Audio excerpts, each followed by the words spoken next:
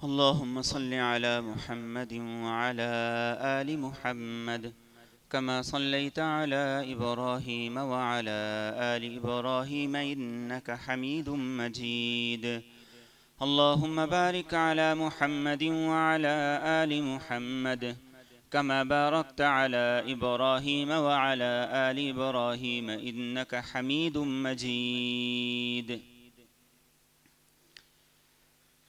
اسلامی کیلنڈر ہو یا عیسوی کیلنڈر ہو، مسلمان ان دونوں کو استعمال بھی کرتے ہیں اور یہ دونوں کے دونوں اسلامی ہی ہیں۔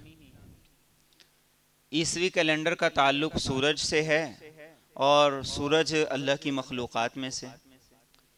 ہجری کیلنڈر کا تعلق چاند سے ہے، چاند بھی اللہ کی مخلوقات میں سے ہے۔ اسی لیے مسلمانوں کے ہاں عیسوی اور ہجری دونوں کیلنڈر چلتے ہیں، لیکن اہمیت کو دیکھا جائے تو مسلمانوں کو یہ حکم دیا گیا ہے کہ جو ہجری کیلنڈر ہے اس کو زیادہ اہمیت ہو، اس لیے کہ ایک طرف اس کا تعلق ہماری کئی عبادات سے ہے۔ رمضان کا مہینہ ہے، اس کی آمد کا تعلق اس ہجری کیلنڈر کے ساتھ ہے۔ رمضان کے ختم ہونے کے بعد عید کا اعلان، اس کا تعلق بھی اسی ہجری کیلنڈر کے ساتھ ہے۔ حج کے ایام کا تعین اسی ہجری کیلنڈر کے ساتھ ہے، اسی ہجری مہینوں کے ساتھ ہے، اور بھی بہت سی چیزیں ہیں۔ اور ان میں ایک اہم ترین چیز یہ ہے رسول کریم صلی اللہ علیہ وسلم کی حیات طیبہ کے شب و روز۔ آپ کی حیات طیبہ کو اگر پڑھنا، سمجھنا، جاننا ہے تو پھر اس کے لیے ہجری کیلنڈر کو اپنے سامنے رکھنا چاہیے۔ اب جیسے ہمارے ہاں مختلف قسم کی چھٹیاں آ جاتی ہیں۔ جولائی کی پہلی تاریخ کی چھٹی ہے، کس چیز کی چھٹی ہے؟ بینک ہالیڈے کی، بینک ہالیڈے ہے۔ فلاں تاریخ کو چھٹی ہے، 14 اگست کو چھٹی ہے، کس چیز کی چھٹی ہے؟ اس دن یہ ہوا تھا۔ تو مسلمان کو بطور مسلمان کے جو ہجری کیلنڈر ہے اس کا بھی علم ہونا چاہیے کہ اسے یہ پتہ چلے کہ اس مہینے کے اندر کون سا واقعہ ہوا تھا اور اس مہینے میں رسول کریم صلی اللہ علیہ وآلہ وسلم کی حیات طیبہ میں کون سے اہم امور پیش آئے تھے۔ اس سے کیا ہوگا؟ اس سے دین سے پوری وابستگی بن جائے گی۔ آج ہمارے بچوں کو یہ تو پتا ہے کہ 9 نومبر کی چھٹی کیوں ہے، 14 اگست کی چھٹی کیوں ہے، 1 جولائی کی چھٹی کیوں ہے، 1 مئی کی چھٹی کیوں ہے، لیکن اگر یہ پوچھا جائے کہ اسلامی کیلنڈر کے اعتبار سے محرم الحرام میں رسول کریم صلی اللہ علیہ وسلم کی حیات طیبہ میں کیا واقعات پیش آئے تو شاید بڑوں کو بھی اس کا جواب نہ پتہ۔ ہجری کیلنڈر یہ ہمیں رسول کریم صلی اللہ علیہ وسلم کی حیات طیبہ میں جو واقعات پیش آئے ان کے ساتھ بھی جوڑتا ہے۔ ہمارا تعلق آپ صلی اللہ علیہ وآلہ وسلم کے شب و روز کے ساتھ بھی جوڑتا ہے، تو اس اعتبار سے بھی اس کی اہمیت ہے۔ اور پھر ہم قرآن کریم کو دیکھیں تو قرآن کریم ہمیں اس ہجری کیلنڈر کے جو مہینے ہیں ان کا تذکرہ کرتا نظر آتا ہے۔ شہر رمضان الذی انزل فیہ القرآن، یہ ہجری کیلنڈر کا مہینہ ہے رمضان، قرآن کریم نے اس کا تذکرہ کیا۔ اور پھر اس کے ساتھ ساتھ قرآن کریم نے ان 12 مہینوں میں سے جو 4 مہینے احترام والے ہیں ان کا الگ سے تذکرہ کیا۔ منہا اربعۃ حرم، فرمایا 12 مہینے ہیں اور ان میں سے 4 مہینے احترام والے ہیں، وہ بھی ہجری کیلنڈر سے تعلق رکھتے ہیں۔ اور وہ کون کون سے ہیں؟ ذی قعدہ، ذی الحج، محرم اور رجب۔ اور ان مہینوں کے احترام کا رسول کریم صلی اللہ علیہ وسلم کی آمد سے پہلے ہی بڑا خیال رکھا جاتا تھا۔ زمانہ جاہلیت میں ان مہینوں کے احترام کی لوگ اس طریقے سے قدر و وقت کیا کرتے تھے کہ اگر کسی کو ان مہینوں میں اپنے باپ کا قاتل بھی نظر آ جاتا تھا اس کو بھی کچھ نہیں کہتے تھے، وہ کہتے تھے احترام والا مہینہ ہے، حرمت والا مہینہ ہے، اس لیے اپنے باپ کے قاتل کو بھی کچھ نہیں کہا کرتے تھے۔ اور جب احترام والے مہینے آ جاتے تو وہ لوگ ہر طرح کی لڑائی، ہر طرح کی جنگ، قتل و غارت گری کو، یہاں تک کہ وہ قبائل جن کا کام ہی یہ تھا قافلوں کو لوٹنا ہے، جن کا کام ہی یہ تھا کہ راہ گزر لوگوں سے چیزوں کو چھیننا ہے، وہ بھی احترام کے مہینوں میں قتل و غارت گری بھی چھوڑ دیتے تھے اور لوٹ مار بھی چھوڑ دیا کرتے تھے، چوری ڈکیتی بھی چھوڑ دیا کرتے تھے کہ احترام کے مہینے شروع ہو گئے۔ قرآن کریم نے ہم مسلمانوں کو بھی یہی کہا کہ یہ 4 مہینے احترام والے ہیں، لیکن احترام کے تقاضے کیا ہیں وہ بھی قرآن کریم نے بتا دی۔ احترام کے تقاضے ہیں فَلَا تَظْلِمُوا فِيهِنَّ أَنفُسَكُمْ، فرمایا ان مہینوں میں اپنے آپ پر ظلم نہ کرو، یہ احترام کا تقاضا ہے۔ اور ظلم کو اگر ہم قرآن کی نگاہ سے دیکھیں تو ہمیں اس کا بھی مفہوم پتہ چل جاتا ہے۔ قرآن کی نگاہ سے انسان کا اللہ کی نافرمانی کرنا یہ ظلم ہے۔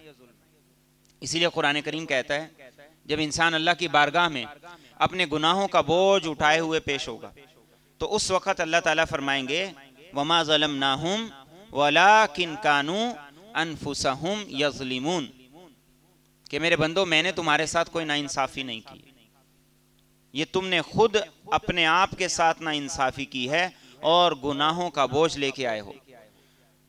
تو نافرمانی سے بچنا تو سارا سال ہے، سارا سال بچنے کا حکم ہے۔ ان مہینوں میں کیا کہا کہ زیادہ فوکس کرو گناہوں سے بچنے پر، نافرمانی سے بچنے پر زیادہ فوکس کرو، زیادہ اہتمام کرو گناہوں سے بچنے کا۔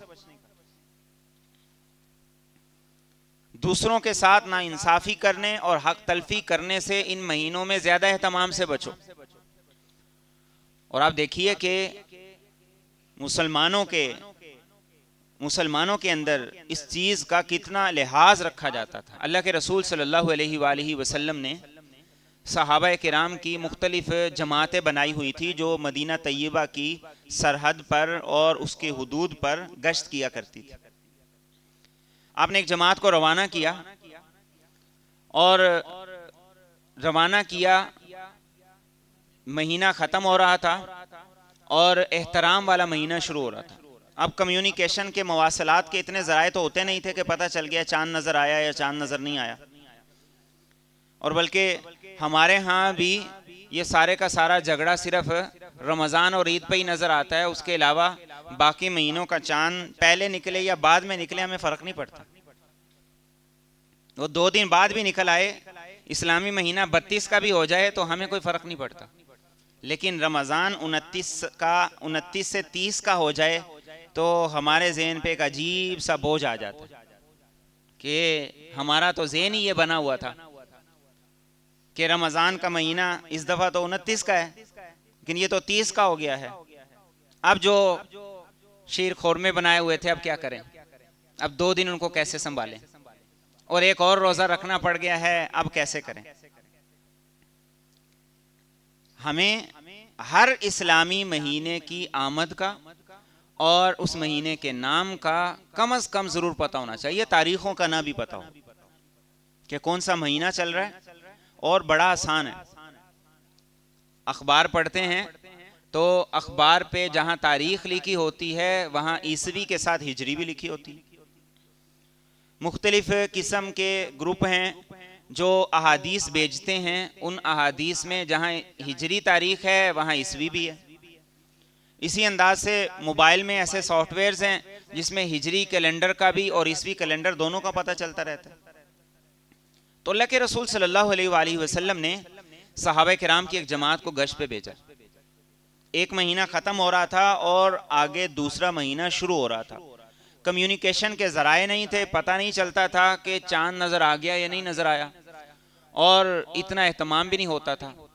اب ہوا یہ کہ کفار سے مقابلہ ہوا اور مشرکین کا ایک آدمی قتل ہو گیا۔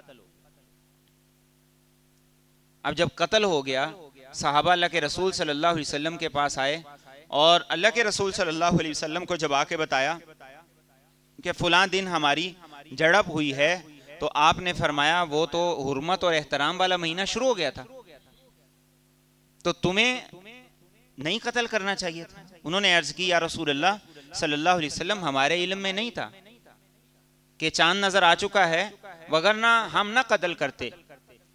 अब देखिए कि एहतराम के हुर्मत वाले महीने के एहतराम को पामाल कर दिया गया, लेकिन पामाल कैसे हुआ?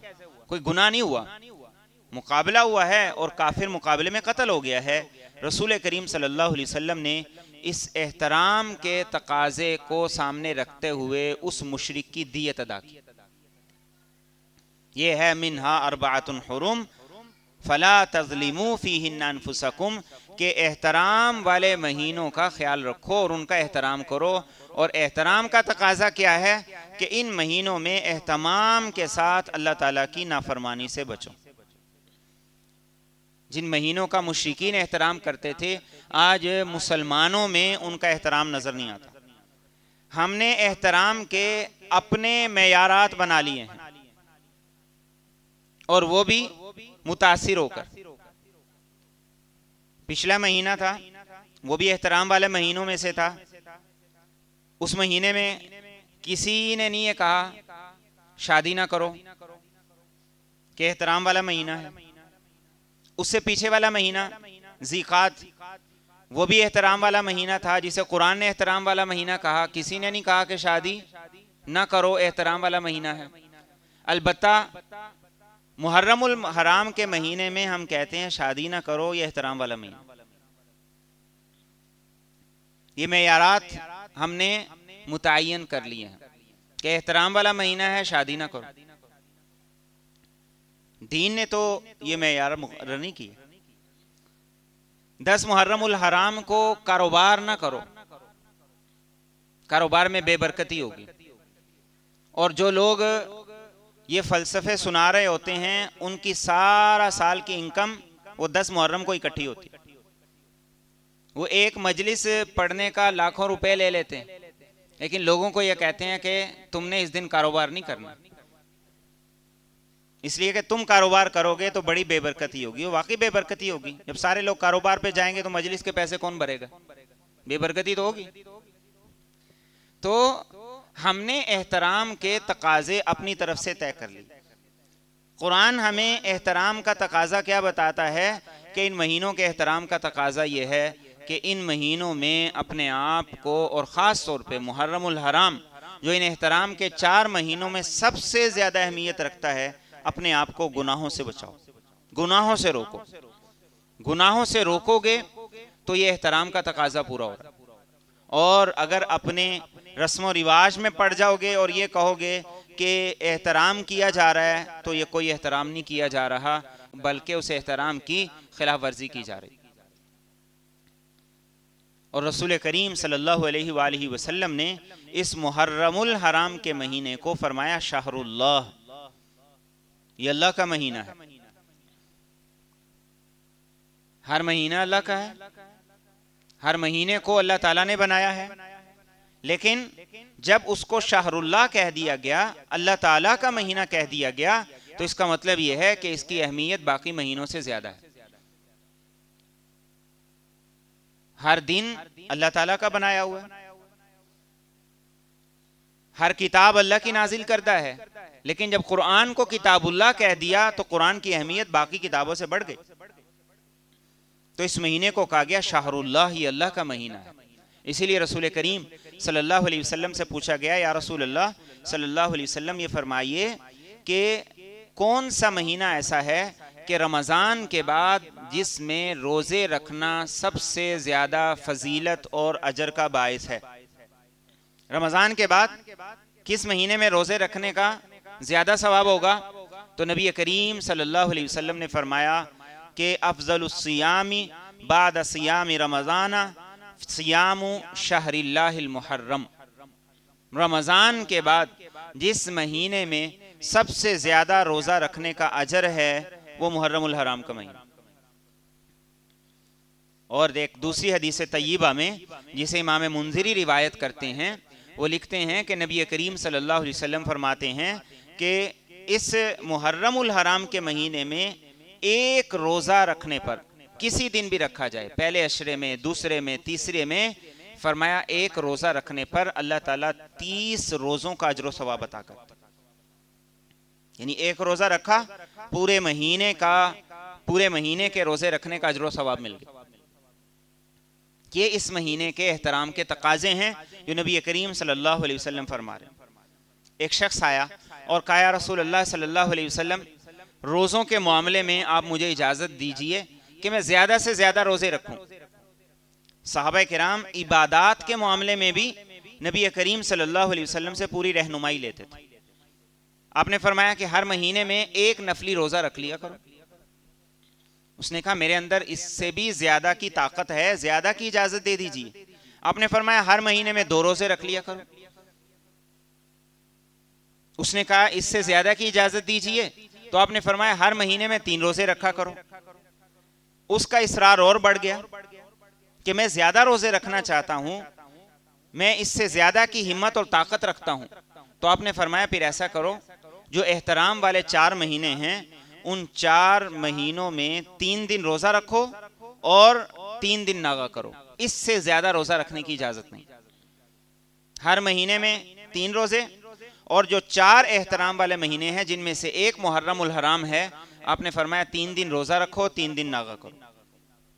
یہ احترام کا تقاضا ہے جو رسول کریم صلی اللہ علیہ وآلہ وسلم اس افضل ترین عبادت کے ذریعے سے کرنے کا حکم دے رہے ہیں۔ اور آج ہم نے وہ سارے کے سارے تصورات وہ ختم کر کے دینی تعلیمات اور اس سے رہنمائی لینے کی بجائے ہم نے اپنے تصورات قائم کر لیے، اور یہ تصورات ہم نے دوسروں سے لیے۔ اور پھر رسول کریم صلی اللہ علیہ وآلہ وسلم نے اس مہینے میں جو کام ارشاد فرمائے ان میں خاص طور پہ آپ نے ارشاد فرمایا عاشورہ کا روزہ رکھو، اور اس کی فضیلت بیان کرتے ہوئے آپ نے ارشاد فرمایا کہ یہ وہ مہینہ، یہ وہ دن ہے کہ جو آدمی ایک روزہ رکھے گا، 10 محرم کا روزہ رکھے گا، اللہ تعالیٰ اس کے پچھلے سال کے تمام گناہوں کو معاف کر دیں۔ اور یہ وہ روزہ تھا جو زمانے جاہلیت میں بھی لوگ رکھا کرتے تھے۔ ابراہیم علیہ السلام سے اس مہینے کے احترام کی روایات چلی آ رہی تھی، اور زمانے جاہلیت میں بھی لوگ اس محرم الحرام کے مہینے کا احترام کیا کرتے تھے کہ خانہ کعبہ کا غلاف محرم میں بدلا جاتا تھا، 10 محرم کا روزہ رکھا جاتا تھا۔ نبی کریم صلی اللہ علیہ وسلم بھی رکھتے تھے۔ اور روزوں کی فرضیت سے پہلے، روزے فرض ہوئے ہیں ہجرت کے بعد، روزوں کی فرضیت سے پہلے عاشورہ کا روزہ رکھنا فرض ہوا کرتا تھا۔ یہ ایک روزہ فرض تھا پورے سال کے اندر، لیکن بعد میں جب رمضان کے روزے فرض ہو گئے تو فرمایا اب یہ روزہ فرض نہیں رہا، اب یہ نفل ہے۔ لہذا نفل روزہ رکھنے کی رسول کریم صلی اللہ علیہ وسلم نے ترغیب دی۔ پھر آپ جب مدینہ طیبہ تشریف لے آئے تو اس عاشورہ کے دن، 10 محرم الحرام کے دن، یہودی روزہ رکھتے تھے اور بڑا جشن منایا کرتے تھے، عید کا سما ہوا کرتا تھا۔ تو آپ نے پوچھا یہودیوں سے کہ تم اس دن روزہ کیوں رکھتے ہو؟ تو یہودیوں نے کہا اس لیے کہ یہ وہ دن ہے جس دن اللہ تعالیٰ نے موسیٰ علیہ السلام کو پانی سے پار کیا تھا اور ہمیں نجات عطا کی تھی، فرعون کو غرق کیا تھا، ہم شکرانے کے طور پر اس دن کا روزہ رکھتے ہیں۔ تو نبی کریم صلی اللہ علیہ وسلم نے ارشاد فرمایا کہ ہمارا موسیٰ علیہ السلام سے تم سے زیادہ قریب کا تعلق ہے، اور یقیناً ہے کہ تم لوگوں نے تو موسیٰ علیہ السلام کی کتاب کی تحریف کر دی، ان کی کتاب کے احکامات کو بدل دیا۔ تو آپ نے صحابہ سے کہا کہ سارے کے سارے صحابہ 10 محرم کا روزہ رکھیں۔ اور پھر جب آخری سال آیا جس کے بعد آپ دنیا سے پردہ فرما گئے، آپ نے فرمایا کہ اگر آئندہ سال اللہ نے مجھے زندگی دی تو پھر 10 محرم کے ساتھ میں 9 محرم کا بھی روزہ رکھوں گا، تاکہ یہودیوں سے مشابہت نہ ہو کہ وہی دن ہے جس میں مسلمان بھی روزہ رکھ رہے ہیں، یہودی بھی روزہ رکھ رہے ہیں۔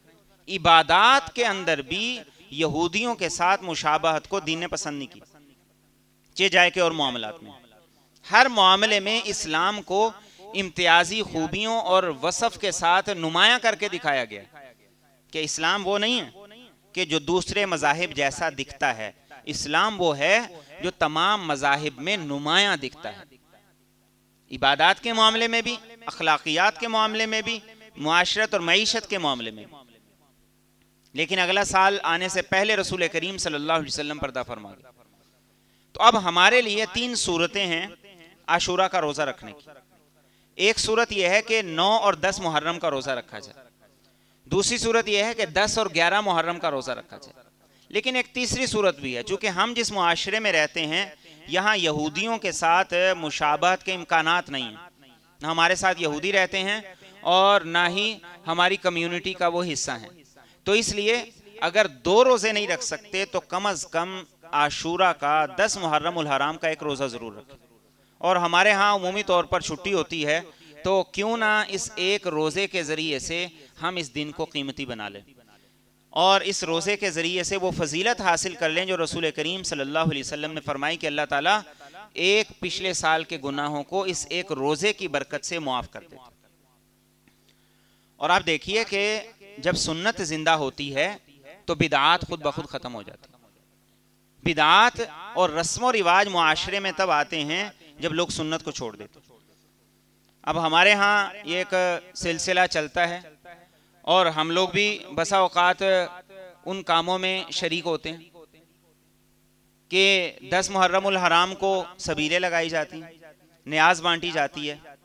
فی الحال یہ بات نہیں میں کر رہا کہ وہ غلط ہے یا صحیح ہے، لیکن جو میں بات کرنا چاہ رہا ہوں وہ یہ ہے کہ اگر روزہ رکھیں گے اور سنی اکثریت کا ملک ہیں، روزے کا ماحول ہوگا تو روزے کے ماحول کے ساتھ یہ نظر و نیاز بانٹنا، یہ سبیلیں لگانا، یہ مطابقت رکھتا ہے؟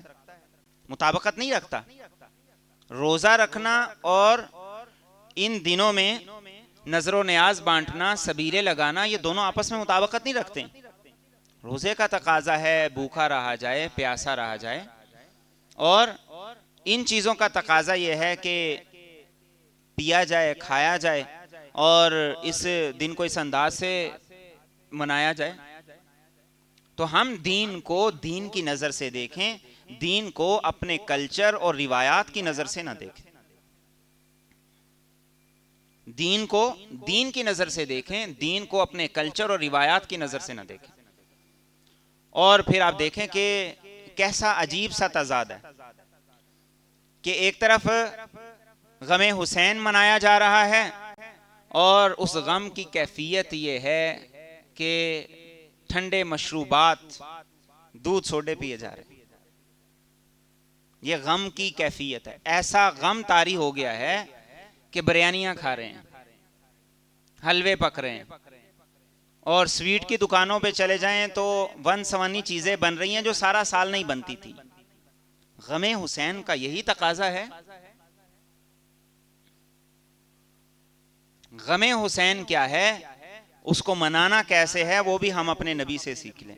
جب میرے اور آپ کے نبی صلی اللہ علیہ وسلم کے پاس جبریل امین آئے اور بتایا کہ امام حسین کو شہید کر دیا جائے گا، اور فرمایا کہ اگر آپ کہیں تو اس سرزمین کی مٹی لا کے آپ کو دوں، آپ کو پیش کر دوں، تو رسول کریم صلی اللہ علیہ وسلم کے پاس امام حسین جب تشریف لائے تو آپ نے ان کو سینے سے لگایا اور آپ کی آنکھوں سے مسلسل آنسو جاری تھے.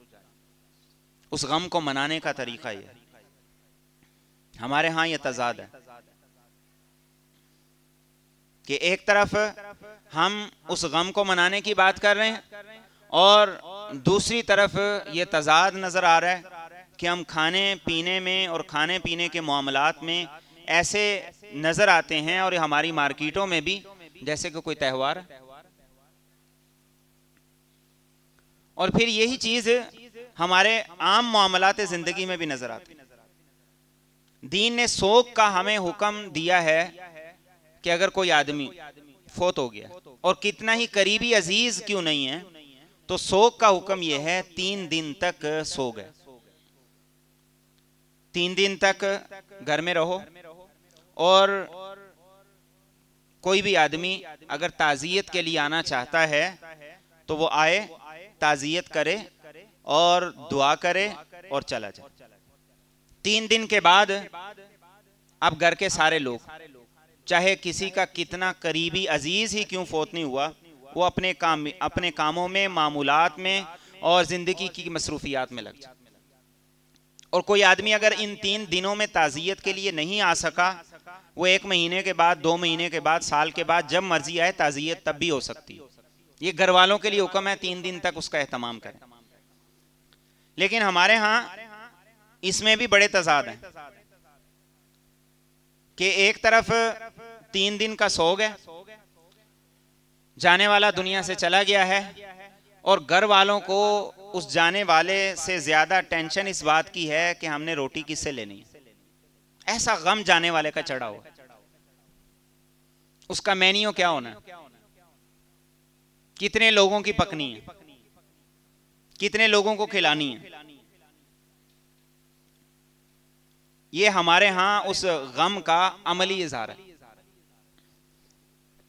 اور پھر ہم کہتے ہیں 3 دن تک گھر میں چولہا نہیں چلانا. البتہ 3 ٹائم پہ قورمے کھانے ہیں، بوٹیاں کھانی ہیں، گرم گرم نان کھانے ہیں، ساتھ کولڈ ڈرنک بھی پینی ہے. فوتگی والا گھر ہے، چولہا نہیں چلانا، قورمے کھانے. یہ کیسا تضاد ہے، یہ کیسا دین ہے؟ دین اسلام نے جو ہمیں حکم دیا تھا وہ تو یہ نہیں تھا، اس کی روایات میں تو یہ نہیں تھا. جو آدمی غمگین ہو اس کے حلق سے کھانا اترتا ہے. جس آدمی کا قریبی عزیز دنیا سے چلا گیا اس کو پانی پینا یاد رہتا ہے. یہ ہمارے رویوں کے اندر تضاد ہے. اور پھر تضاد کو بھی آپ دیکھیں کہ ایک طرف قورمے کھا رہے ہیں اور دوسری طرف کہتے ہیں گھر میں چولہا نہیں چلانا. اوون چلا سکتے ہیں نا، گھر میں چولہا نہیں چلانا، اوون چلا سکتے ہیں. گھر میں نہیں پکانا، باہر سے ڈیلیوری منگوا سکتے ہیں. دین کو دین کی نظر سے دیکھیں، دین کو ہنسی مذاق نہ بنائیں. دین نے تو کہا تھا کہ ایک فیملی، عربوں کے یہاں جوائنٹ فیملی سسٹم نہیں ہوا کرتا تھا، ایک فیملی کو پڑوسی 3 دن کھانا دے دیں. ظاہر ہے ان کا قریبی چلا گیا ہے اور ان پر جو غم کی کیفیت ہے، 3 دن کھانا دینا پڑوسی کے لیے کوئی مشکل نہیں تھا، اور گھر والوں کے لیے بھی سہولت تھی. آنے جانے والے، ملاقات کرنے والے، تعزیت کرنے والے آ رہے ہیں، جا رہے ہیں. اب ظاہر ہے ان کے پاس کھانا پکانے کا بھی موقع نہیں. لیکن ہمارے ہاں جو رواج ہے، اس رواج کے اندر، اس کلچر کے اندر، اب بسا اوقات کئی مہمان ہوتے ہیں گھر میں. اب کسی کو چائے پینی پڑ گئی ہے، کوئی بوڑھا ہے، کوئی مریض ہے، پھر ہم جوائنٹ فیملی سسٹم میں رہتے ہیں. یہ ساری کی ساری چیزیں، اب اس کا تقاضا یہ ہے، ضرورت پڑ گئی ہے تو گھر میں جو اور لوگ آئے ہوئے ہیں، دور کے رشتہ دار ہیں یا دوسرے رشتہ دار ہیں، وہ چولہا چلا کے کھانا پکا کے ان کو کھلا دیں. دین نے تو نہیں حرام کر دیا کہ بس چولہا نہیں چلنا 3 دن. دین کو دین کی نظر سے دیکھیں گے تو معاملات زندگی ٹھیک چلیں گے، اور دین کو اپنے کلچر اور اپنے بنائے ہوئے طریقے سے دیکھیں گے تو پھر ہمیں ایسا تضاد نظر آئے گا جو آج ہمارے معاشروں کے اندر پایا جا رہا ہے. اور پھر ایک اور بات جو بڑی ہی اہمیت کی حامل ہے، تعزیت کا مطلب غم بڑھانا نہیں ہوتا. تعزیت کا طریقہ بھی سیکھنے کی ضرورت ہے. تعزیت کا مطلب غم بٹانا ہوتا ہے، دوسرے کے غم کو اپنے ساتھ بانٹنا ہوتا ہے، دوسرے کو تسلی دینی ہے، دوسرے کو اللہ کی بارگاہ سے صبر کی امید دلانی ہے، دوسرے کو یہ بات باور کرانی ہے کہ اللہ کا جو فیصلہ ہے اس فیصلے پر راضی رہنا یہی ہمارے دین کا تقاضا ہے. ہمارے ہاں تعزیت کا مطلب یہ ہوتا ہے کہ دوسرا غمگین ہے تو اس کو جا کے اور رلاؤ. ہم نے تعزیت کا مفہوم یہ بنا لی کہ نہیں بھی رونا آ رہا تو جا کے ایسا ڈرامہ کرو کہ دوسرا وہ اتنا روئے یا نہ روئے لیکن جانے والا زیادہ سے زیادہ روئے، اور پھر بعد میں بیٹھ کے بوٹیاں اس سے پہلے کھا رہا ہو. ڈونگے پہ ڈونگے بدل رہے ہوتے ہیں. اتنا غم تھا، اتنی ٹینشن. تعزیت کا مفہوم یہ ہے. تو رسول کریم صلی اللہ علیہ وآلہ وسلم کی تعلیمات اس محرم الحرام کے مہینے سے ہمارے لیے واضح. اور آخری بات اور سب سے اہم بات، رسول کریم صلی اللہ علیہ وسلم نے فرمایا یہ وہ مہینہ ہے جس مہینے میں اللہ تعالیٰ نے بنی اسرائیل کی توبہ کو قبول کیا، فرعون کو غرق کیا اور موسیٰ علیہ السلام اور ان کی قوم کو نجات دی. فرمایا آئندہ قیامت تک کئی قومیں ایسی ہوں گی جن کی بطور قوم کے اجتماعی توبہ کو اللہ تعالیٰ اس مہینے میں قبول کریں گے. تو ہمارے لیے سب سے اہم چیز اس مہینے کے حوالے سے یہ ہے کہ ہم بطور قوم کے اجتماعی طور پر اللہ تعالیٰ سے اس پورے مہینے کے اندر مسلسل توبہ کریں اور سب سے پہلے سود کے لین دین پہ کریں. اور آپ یقین کیجئے، میں پورے یقین کے ساتھ کہتا ہوں کہ اگر ہم بطور قوم کے پورے یقین کے ساتھ اللہ تعالیٰ سے توبہ کریں تو ہمارے فرعون بھی غرق ہو جائیں.